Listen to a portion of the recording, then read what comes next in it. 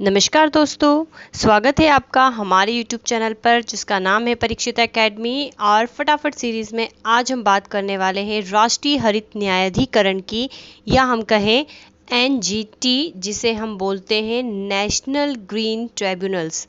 इसके बारे में हम बात करने वाले। हम सभी जानते हैं कि MPPSC की यूनिट 10 में जो प्री का सिलेबस है उसमें हमें विभिन्न आयोगों के बारे में पढ़ना है। इसी क्रम में हम NGT के बारे में आज चर्चा करेंगे। ये हमारी फटाफट सीरीज़ है, अर्थात हम कम समय में आपको सारे फैक्ट कवर करवाने की कोशिश करेंगे। इसका डुप्लीकेट वीडियो भी हम लेकर आने वाले हैं जिसमें हम इसे काफ़ी विस्तार से समझाने की कोशिश करेंगे। तो चलिए, एग्ज़ाम चूँकि पास में है, फटाफट सीरीज़ ही हमारे लिए कारगर होगी। चलिए आगे बढ़ते हैं। और आगे बढ़ने से पहले आपसे कहना चाहेंगे कि अगर आप हमारे इस YouTube चैनल पर नए हैं तो आज ही हमारे चैनल को सब्सक्राइब करें। अगर आपको हमारा वीडियो पसंद आता है तो इसे लाइक और शेयर ज़रूर करें। तो चलिए बात करते हैं NGT की। और यहाँ पर एक स्पेशल बात हम बता देंगे कि सभी आयोगों में अगर हम वैधानिक आयोग की बात करें तो NGT का काफ़ी ज़्यादा इम्पोर्टेंस है। चलिए, तो NGT की हम बात करते हैं। इसके पहले हम यहाँ पर देखते हैं इसके गठन को। तो इसका गठन जो हुआ था, डेट याद रखनी है, एग्ज़ाम में पूछी जाती है, MPPSC का फेवरेट टॉपिक है। 18 अक्टूबर 2010 को इसका गठन हुआ था राष्ट्रीय हरित प्राधिकरण अधिनियम 2010 की धारा 3 के तहत। चूँकि यहाँ अधिनियम के द्वारा इसका गठन हो रहा है, इसीलिए ये क्या है, एक वैधानिक निकाय है। ठीक है, स्टैच्यूटरी बॉडी है, ये हमें ध्यान रखना है। और यह अधिनियम भी ध्यान रखना है। अब यहाँ पर हम आपको एक स्पेशल बात और बताना चाहेंगे कि यहाँ पर हमारा जो वीडियो मुख्य रूप से आयोग पर फोकस है। हम अधिनियम यहाँ पर नहीं पढ़ रहे हैं। अधिनियम भी जो है क्वाइट सिमिलर होता है आयोग की तरह, थोड़ा सा इसमें धाराएं वगैरह अलग होती है। चलिए, तो हम आयोग की चर्चा करते हैं। मुख्यालय की बात करें तो नई दिल्ली में है। इसके अलावा इसकी क्षेत्रीय कार्यालय भी है जो है भोपाल, पुणे, कोलकाता और चेन्नई में। ठीक है, भोपाल, पुणे, कोलकाता और चेन्नई। संरचना की हम अगर बात करें तो मुख्य रूप से इसकी संरचना में जो है 3 टाइप के मेंबर्स होते हैं। एक अध्यक्ष होता है जो कि संख्या में एक ही होता है और पूर्णकालिक होता है। देन इसके अलावा न्यायिक सदस्य होते हैं और विशेषज्ञ सदस्य होते हैं। तो न्यायिक सदस्य की जो संख्या है 10 से 20 के बीच में होनी चाहिए, 10 मिनिमम और 20 मैक्सिमम। ये केंद्र सरकार द्वारा जो है निर्धारित होते हैं। विशेषज्ञ भी जो है 10 से 20 के बीच में होते हैं। NGT का जो अध्यक्ष होता है, यदि वह आवश्यक समझे तो किसी विशिष्ट मामले में अधिकरण की सहायता करने के लिए ऐसे एक या अधिक व्यक्तियों को आमंत्रित कर सकता है। आवेदन या अपील की सुनवाई में विशेषज्ञ सदस्य की संख्या ऐसे आवेदन या अपील की सुनवाई करने वाले न्यायिक सदस्यों की संख्या के बराबर होती है। ठीक है, तो ये वाली बातें भी आपको याद रखना है। NGT की खास बात हम आपको ये भी बता देते हैं कि किससे संबंधित है। तो पर्यावरण से जुड़े हुए जो विभिन्न मुद्दे हैं, जो विभिन्न कानून हैं, ये जो होता है उसके खिलाफ अपील सुनता है। अर्थात अगर पर्यावरण को हादसे हो रहा है, नुकसान हो रहा है, तो ये किसी भी व्यक्ति या कंपनी पर जुर्माना लगा सकता है। ठीक है, उसे समन भेज सकता है। ये जनरली न्यायालय के जो प्रक्रिया है उसके बोझ को कम करने की कोशिश करता है और पर्यावरण के हितों को सुनिश्चित करता है। तो यहाँ पर इस बात का ध्यान रखना कि इसका संबंध जो है पर्यावरण से संबंधित कानूनों से है। चलिए आगे बढ़ते हैं। नियुक्ति की हम बात करते हैं। तो जिस प्रकार हम पढ़ चुके हैं कि इसके जो सदस्य संरचना होती है उसमें 3 मेंबर्स होते हैं, मुख्य रूप से अध्यक्ष, न्यायिक सदस्य और विशेषज्ञ सदस्य। तो इसकी नियुक्ति की भी चर्चा हम इसी तरीके से करेंगे, थोड़ा सा इनमें अंतर होता है। तो तीनों की कुल मिलाकर बात करें तो जो नियुक्ति होती है वो गवर्नमेंट ऑफ इंडिया अर्थात भारत सरकार के द्वारा की जाती है। संवैधानिक आयोग में हमने देखा था कि जो नियुक्ति है राष्ट्रपति के द्वारा की जा रही है। कहीं पर नियुक्ति केंद्र सरकार कर रही है कुछ आयोग में, जैसे कि हमने सतर्कता आयोग और इसमें देखा था। केंद्र सरकार नहीं, राज्य सरकार कर रही है कहीं पर नियुक्ति। ठीक है, जो राज्यों से संबंधित है। तो यहाँ और कुछ में नियुक्ति जो है, जैसे सूचना आयोग, सतर्कता आयोग में, कि राष्ट्रपति कर रहा है लेकिन एक कमेटी की सिफारिश पर कर रहा है। तो यहाँ पर सबसे इम्पॉर्टेंट चीज़ ये है कि यहाँ पर जो नियुक्ति की जा रही है वो गवर्नमेंट ऑफ इंडिया के द्वारा की जा रही है। तो यहाँ पर ये प्रावधान किया गया है कि यदि अध्यक्ष की नियुक्ति करना है भारत सरकार को तो उसे आवश्यक है कि उसे सुप्रीम कोर्ट के मुख्य न्यायाधीश से परामर्श करना चाहिए। ठीक है। अर्थात भारत सरकार जब सुप्रीम कोर्ट के जो चीफ जस्टिस ऑफ इंडिया है CJI है उससे परामर्श करेगा, उसके बाद उससे मिलकर जो है ये इसको अपॉइंट करेगा अध्यक्ष को। और अगर न्यायिक और विशेषज्ञ सदस्यों की नियुक्ति करना है तो ये जो नियुक्ति है चयन समिति की सिफारिश पर जो है की जाती है। तो आई थिंक तीनों चीज़ें क्लियर हो गई होगी। अध्यक्ष की नियुक्ति किसके थ्रू होगी? गवर्नमेंट ऑफ इंडिया के थ्रू होगी, लेकिन वो जो मुख्य न्यायाधीश है सुप्रीम कोर्ट का उसके परामर्श के बाद होगी। देन जो न्यायिक सदस्य हो, जो विशेषज्ञ सदस्य चयन समिति की सिफारिश के आधार पर इनकी नियुक्ति होगी।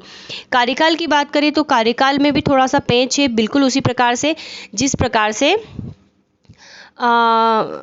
इसके मेंबर्स होते, संरचना के आधार पर डिपेंड कर रहा। तो अध्यक्ष की हम बात करते हैं तो अध्यक्ष का कार्यकाल से पहले हम आपको योग्यता बताते हैं। योग्यता आपको क्लियर होगी तो आपको वो कार्यकाल भी समझ में आ जाएगा। तो अध्यक्ष की योग्यता क्या है? तो अध्यक्ष और न्यायिक सदस्य की योग्यता लगभग सिमिलर है। अब आपको समझने की कोशिश करना कि अगर किसी को NGT का अध्यक्ष बनाना है, तो हम अध्यक्ष की बात कर रहे हैं अभी, अध्यक्ष बनाना है तो उसकी योग्यता ये है कि उसे सुप्रीम कोर्ट का न्यायाधीश हो या वो किसी राज्य के हाई कोर्ट का मुख्य न्यायाधीश हो या रहा हो। अर्थात दो कंडीशन है, एक कंडीशन सुप्रीम कोर्ट का न्यायाधीश रहा और बी कंडीशन अगर वो हाई कोर्ट का मुख्य न्यायाधीश है या रहा हो। तो ये जो दो परिस्थितियां हैं A और B, अगर ये किसी में है तो वो जो है अध्यक्ष बन सकता है। अब हम न्यायिक सदस्य की बात करते हैं। तो न्यायिक सदस्य की योग्यता की क्या चीज़ है? तो न्यायिक सदस्य में A वाली कंडीशन भी है, B वाला भी बन सकता है, और इसमें एक और कंडीशन है C वाली। ये C वाली कंडीशन है कि अगर जो है वो किसी हाई कोर्ट में अन्य न्यायाधीश है या रहा है। तो ये हमने यहाँ पर वैसे लिख रखा केवल न्यायिक सदस्य के लिए, तो वो न्यायिक सदस्य बन सकता है। आपको आई थिंक क्लियर चीज़ हो गई होगी कि अगर वो उसे अध्यक्ष बनना है तो वो सुप्रीम कोर्ट का न्यायाधीश है या फिर किसी राज्य का हाई कोर्ट का मुख्य न्यायाधीश है या रहा है, तो उसी के आधार पर कार्यकाल है। अगर मान लीजिए कोई अध्यक्ष ऐसा अपॉइंट होता है जो कि सुप्रीम कोर्ट का जो है मेंबर रहा है, तो उसके लिए जो कार्यकाल है वो 5 साल या 70 साल रहेगा। अगर वो हाई कोर्ट का मुख्य न्यायाधीश है या रहा है अध्यक्ष के तौर पर, उससे आया हो, तो उसका जो कार्यकाल है वो 5 साल से जो है 5 साल या 67 ईयर होगा, जो भी पहले कंप्लीट हो। तो आई थिंक ये दो चीज़ें समझ में आ गई होगी तो योग्यता के आधार पर। इसी प्रकार न्यायिक सदस्य में हमने क्या योग्यता पढ़ी? न्यायिक सदस्य में हमने दोनों कंडीशन देखी थी कि हो सकता है वो सुप्रीम कोर्ट से आए तो उसके लिए जो है उसका कार्यकाल ये रहेगा, हो सकता है वो हाई कोर्ट का मुख्य न्यायाधीश हो तो उसके लिए कार्यकाल ये रहेगा, और हो सकता है वो हाई कोर्ट का नॉर्मल मतलब न्यायाधीश हो तो उसके लिए कार्यकाल ये रहेगा। तो ये हाई कोर्ट के लिए तो जो है एक ही है, सेम ही है, लेकिन सुप्रीम कोर्ट के लिए 70 साल है, बाकी सभी के लिए 5 साल है। और अगर वो विशेषज्ञ सदस्य है तो उसके लिए जो कार्यकाल है वो 5 साल या 65 साल रहेगा, और सभी जो है पुनः नियुक्ति के लिए अपात्र होंगे, अर्थात इनकी दोबारा इसी पद पर नियुक्ति नहीं होगी। तो आई थिंक ये वाली चीज़ आपको क्लियर हो गई होगी। अब यहाँ पर विशेषज्ञ सदस्य की फटाफट जो है योग्यता देख लेते हैं हम।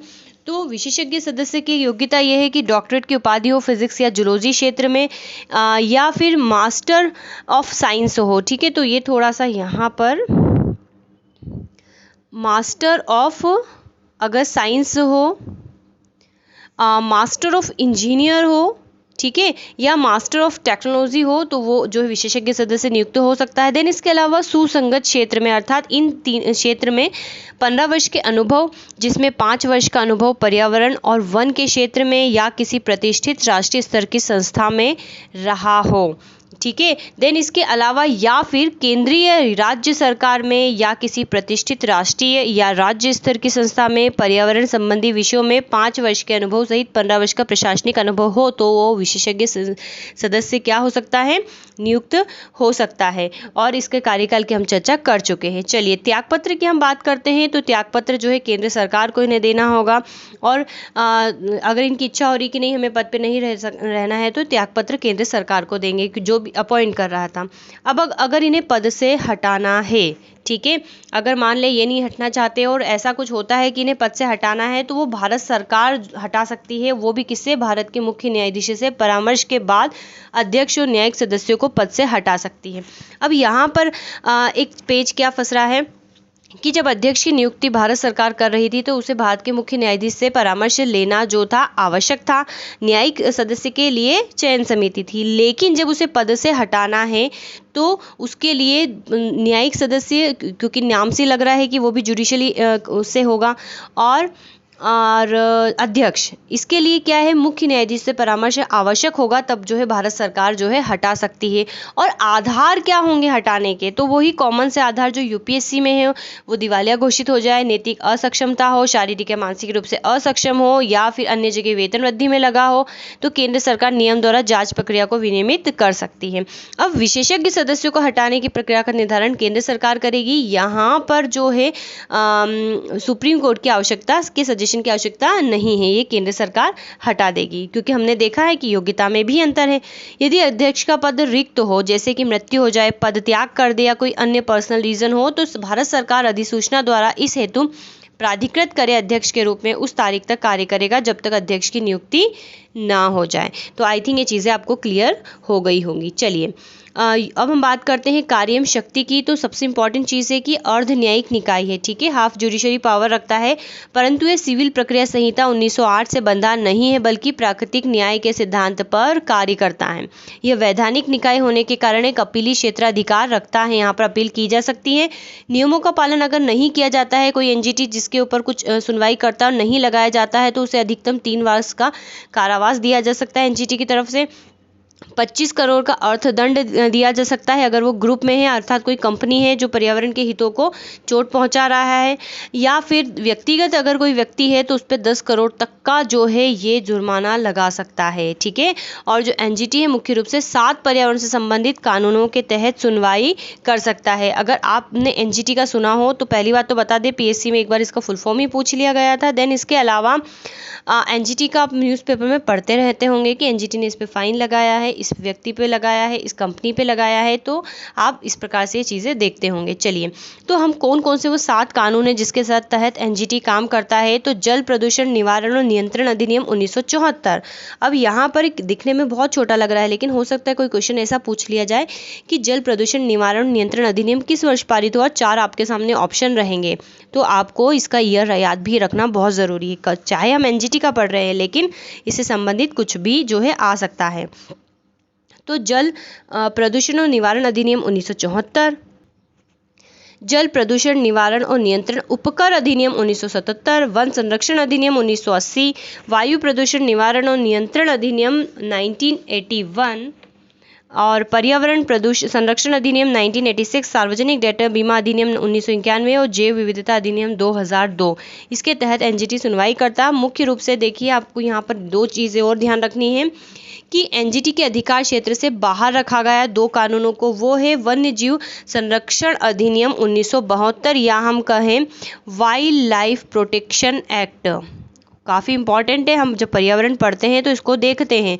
1972 में हुआ था वाइल्ड लाइफ प्रोटेक्शन एक्ट, और अनुसूचित जनजाति और अन्य पारंपरिक वन निवासी अधिनियम 2006 है एक, जिसको हम बोलते हैं शेड्यूल्ड ट्राइब्स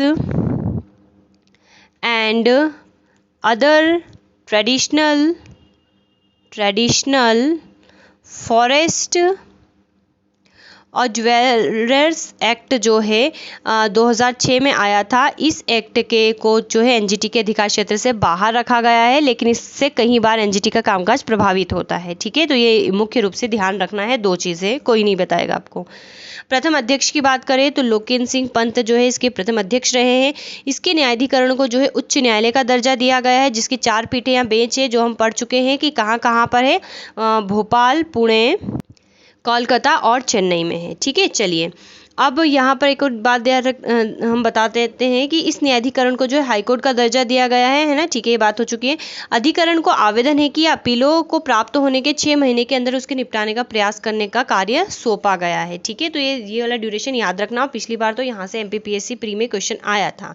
एनजीटी के फैसले के खिलाफ 90 दिनों के अंदर जो है भारत के सुप्रीम कोर्ट के समक्ष जो है अपील कर सकते हैं। अगर एनजीटी ने कोई फैसला सुना है, कोई पक्ष उससे सहमत नहीं है, तो 90 दिनों के अंदर कहाँ पर अपील कर सकता है, इसके खिलाफ सुप्रीम कोर्ट में अपील कर सकता है।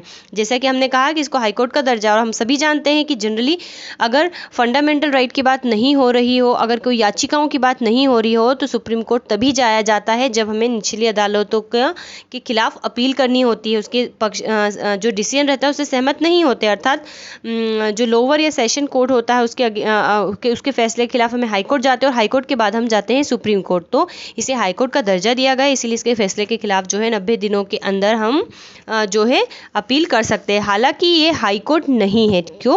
क्योंकि हाई कोर्ट जो है एक संवैधानिक आयोग है और एनजीटी क्या है? वैधानिक आयोग है।